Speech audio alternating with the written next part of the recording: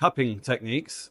Cupping is what we do in the coffee industry to taste coffees. So when samples are sent to us, this is the process by which we taste and judge our coffees.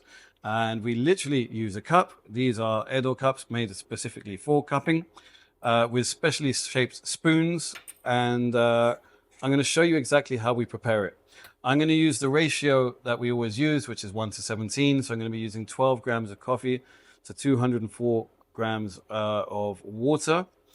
And we're going to let it sit for about 4 minutes. First thing we're going to do is we're going to get our coffee in. Now we've gone from medium grind size to medium fine. First thing you're going to do when you're cupping, whenever you go to a cupping table, you're going to smell the coffee fresh before you've even put water in.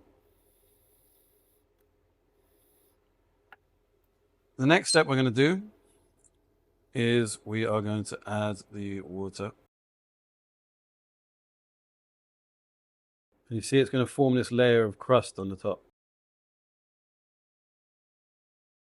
And we're going to let that sit for about 4 minutes. Just to show you what I prepared here, I've got a little bowl of water, and we use this to clean the spoons. We can rest the spoons in here, and I've got a separate spoon for tasting. These spoons, again, they're designed exactly for cupping. They're slightly different shape, and you'll see how I use them shortly.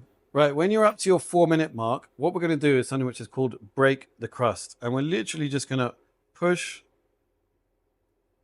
the crust of coffee from one side to the other. And then what's left on top, this is where this bowl comes in.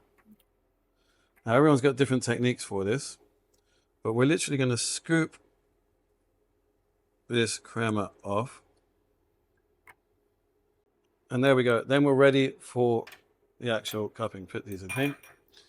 And then essentially what you're going to do, you're going to take a little bit of this coffee and you're going to slurp it. You're going to aerate it just in the same way that you would with wine. And that's how you start to taste the different flavors, see where about on the tongue it's going to leave different sensations, different flavors, how it hits your palate.